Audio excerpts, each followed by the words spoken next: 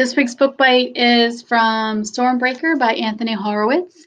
And this is the story of Alex Ryder, who lived with his Uncle Ian. And his Uncle Ian dies in a car accident, but there are some very mysterious circumstances surrounding this car accident. So Alex investigates a little bit, and it turns out that his uncle worked for the MI6, which is the British intelligence agency. So his uncle was a spy. And then the MI6 recruit Alex to help track down his uncle's killers and finish Uncle's last mission for them. So this is a really good adventure, spy, criminal mystery. And this is part of a series. This is the first one in the series. When the doorbell rings at 3 in the morning, it's never good news. Alex Ryder was woken by the first chime. His eyes flickered open, but for a moment he stayed completely still in his bed, lying on his back with his head resting on the pillow. He heard a bedroom door open and a creak of wood as somebody went downstairs. The bell rang a second time, and he looked at the alarm clock glowing beside him. There was a rattle as someone slid the security chain off the front door. He rolled out of bed and walked over to the open window, his bare feet pressing down the carpet pile. The moonlight spilled onto his chest and shoulders. Alex was 14, already well built, with the body of an athlete. His hair, cut short apart from two thick strands hanging over his forehead, was fair. His eyes were brown and serious. For a moment he stood silently, half hidden in the shadow, looking out. There was a police car parked outside. From his second-floor window, Alex could see the black ID number on the roof and the caps of the two men who were standing in front of the door. The porch light went on, and at the same time the door opened. "Mrs. Ryder?" "No, I'm the housekeeper. What is it? What's happened?" "This is the home of Mr. Ian Ryder?" "Yes." "I wonder if we could come in." And Alex already knew. He knew from the way the police stood there, awkward and unhappy. But he also knew from the tone of their voices, funeral voices. That was how he would describe them later. The sort of voices people use when they come to tell you that someone close to you has died. He went to his door and opened it. He could hear the two policemen talking down in the hall, but only some of the words reached him. A car accident. Called the ambulance. Intensive care. Nothing anyone could do. So sorry. It was only hours later, sitting in the kitchen, watching as the gray light of morning bled slowly through the West London streets, that Alex could try to make sense of what had happened. His uncle, Ian Ryder, was dead. Driving home, his car had been hit by a truck at Old Street Roundabout, and he had been killed almost instantly. He hadn't been wearing a seatbelt, the police said. Otherwise, he might have had a chance. Alex thought of the man who had been his only relation for as long as he could remember. He had never known his own parents. They had both died in another accident, this one a plane crash, a few weeks after he had been born. He had been brought up by his father's brother, never uncle. Ian Ryder had hated that word, and had spent 14 years in the same terraced house on Chelsea, London, between the King's Road and the river. The two of them had always been close. Alex remembered the vacations they had taken together, the many sports they'd played, the movies they'd seen. They hadn't just been relations, they'd been friends. It was almost impossible to imagine that he would never again see the man, hear his laughter, or twist his arm to get help with science homework. Alex sighed, fighting against the sense of grief that was suddenly overwhelming. But what saddened him the most was the realization, too late now, that despite everything, he hardly knew his uncle at all. He was a banker. People said Alex looked a little like him. Ian Ryder was always traveling, a quiet, private man who liked good wine, classical music, and books, who didn't seem to have any girlfriends. In fact, he didn't have any friends at all. He had kept himself fit, had never smoked, and had dressed expensively. But that wasn't enough. It wasn't a picture of a life. It was only a thumbnail sketch.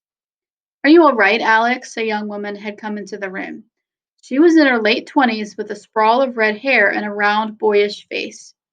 Jack Starbright was American. She had come to London as a student 7 years ago, rented a room in the house in return for light housework and babysitting duties, and had stayed on to become a housekeeper and one of Alex's closest companions.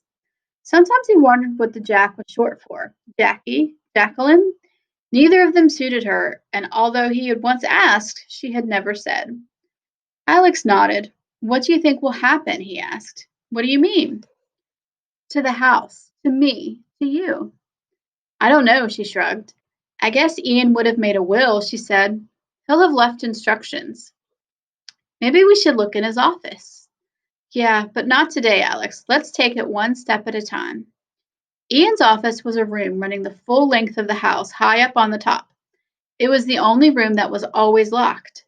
Alex had only been in there 3 or 4 times and never on his own. When he was younger, he had fantasized that there might be something strange up there, a time machine or a UFO. It was merely an office with a desk, a couple of filing cabinets, shelves full of paper and books. Bank stuff, that's what Ian said. Even so, Alex wanted to go up there now. The police said he wasn't wearing his seatbelt. Alex turned to look at Jack. She nodded. Yeah, that's what they said.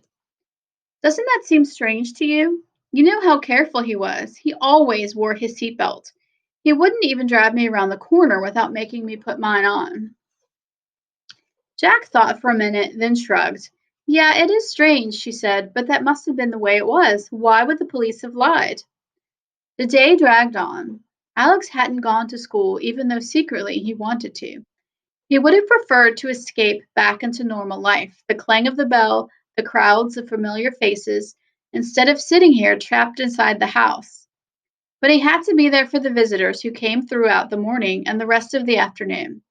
There were 5 of them. A lawyer who knew nothing about any will, but seemed to have been charged with organizing the funeral. A funeral director who had been recommended by the lawyer. A vicar, a tall elderly, who seemed disappointed that Alex refused to cry. A neighbor from across the road. How did she even know that anyone had died? And finally, a man from the bank. All of us at the Royal and General are deeply shocked, he said. He looked about 30, wearing a polyester suit with a Marks and Spencer tie. He had the sort of face you forget even while you're looking at it, and had introduced himself as Crawley from personnel. But if there's anything we can do... What will happen? Alex asked for the second time that day. You don't have to worry, Crawley said. The bank will take care of everything. That's my job. You leave everything to me. The day passed. Alex killed a couple of hours knocking a few balls around in his uncle's snooker table, which is like pool, and then felt vaguely guilty when Jack caught him at it. But what else was he to do? Later on, she took him to a Burger King. He was glad to get out of the house, but the two of them barely spoke. Alex assumed Jack would have to go back to America. She certainly couldn't stay in London forever, so who would look after him? At 14, he was still too young to look after himself. His whole future looked so uncertain that he preferred not to talk about it. He preferred not to talk at all. And then the day of the funeral arrived, and Alex found himself dressed in a dark jacket and cords, preparing to leave in a black car that had come from nowhere, surrounded by people he had never met. Ian Ryder was buried in Brompton Cemetery on the Fulham Road, just in the shadow of the Chelsea soccer field, and Alex knew where he would have preferred to be on that warm Wednesday afternoon. About 30 people had turned up, but he hardly recognized any of them. A grave had been dug close to the lane that ran the length of the cemetery, and as the service began, a black Rolls-Royce drew up, the back door opened, and a man got out. Alex watched him as he walked forward and stopped. Alex shivered. There was something about the new arrival that made his skin crawl. And yet the man was ordinary to look at. Gray suit, gray hair, gray lips, and gray eyes. His face was expressionless, the eyes behind the square gunmetal spectacles completely empty. Perhaps that was what had disturbed Alex. Whoever this man was, he seemed to have less life than anyone in the cemetery, above or below ground. Someone tapped Alex on the shoulder, and he turned around to see Mr. Crawley leaning over him. That's Mr. Blunt, the personnel manager whispered. He's the chairman of the bank. Alex's eyes traveled past Blunt and over to the Rolls-Royce. Two more men had come with him, one of them driving. They were wearing identical suits, and although it wasn't a particularly bright day, sunglasses. Both of them were watching the funeral with the same grim faces. Alex looked from them to Blunt and then to the other people who had come to the cemetery. Had they really known Ian Ryder? Why had he never met any of them before? And why did he find it so difficult to believe that they really worked for the bank? A good man, a patriotic man, he will be missed. The vicar had finished his graveside address. His choice of words struck Alex as odd.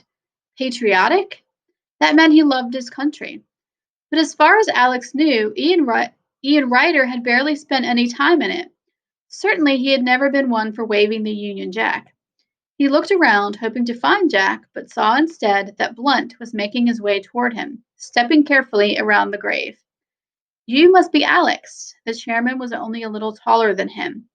Up close, his skin was strangely unreal. It could have been made of plastic. My name is Alan Blunt, he said. Your uncle often spoke about you. That's funny, Alex said. He never mentioned you. The gray lips twitched briefly. We'll miss him. He was a good man. What was he good at? Alex asked. He never talked about his work. Suddenly Crawley was there. Your uncle was overseas finance manager, Alex, he said. He was responsible for our foreign branches. You must have known that. I know he traveled a lot, Alex said, and I know he was very careful about things like seatbelts. Well, sadly, he wasn't careful enough. Blunt's eyes, magnified by the thick lenses of his spectacles, lasered into his own, and for a moment, Alex felt himself pinned down like an insect under a microscope. I hope we'll meet again, Blunt went on. He tapped the side of his face with a single gray finger. Yes. Then he turned and went back to his car. That was when it happened. As Blunt was getting into the Rolls Royce, the driver leaned down to open the back door and his jacket fell open, revealing a stark white shirt underneath. There was a black shape lying against it, and that was what caught Alex's eye. The man was wearing a leather holster with an automatic pistol strapped inside. Realizing what had happened, the driver quickly straightened and pulled the jacket across. Blunt had seen it too. He turned back and looked at Alex. Something very close to an emotion slithered over his face. Then he got into the car, the door closed, and he was gone. A gun at a funeral, Alex thought. Why? Why would a bank manager carry a gun? Let's get out of here. Suddenly Jack was at his side. Cemeteries give me the creeps. Yes, and quite a few creeps have turned up, Alex said. They slipped away quietly and went home. The car that had taken them to the funeral was still waiting, but they preferred the open air. The walk took them 15 minutes, and as they turned the corner onto their street, Alex noticed a moving van parked in front of the house. The word Stryker and Son painted on its side. What's that doing? He began. At the same moment, the van shot off, the wheels skidding off the surface of the road. Alex said nothing as Jack unlocked the door and let them in. But while she went into the kitchen to make some tea, he quickly looked around the house. A letter that had been on the hall table now lay on the carpet. A door that had been half open was now closed. Tiny details, but Alex's eyes missed nothing. Somebody had been in the house. He was almost sure of it. But he wasn't certain until he got to the top floor. The door to the office, which had always been locked, was now unlocked. Alex opened it and went in. The room was empty. Ian Ryder had gone, and so had everything else. The desk drawers, the closets, the shelves, anything connected to the dead man's work had been taken. Whatever the truth was about his uncle's past, someone had just wiped it out. And that is the end of chapter 1. So you can find out more about what happened to Alex's uncle and some of the adventures that Alex is now recruited to be a part of. Again, that is Stormbreaker by Anthony Horowitz.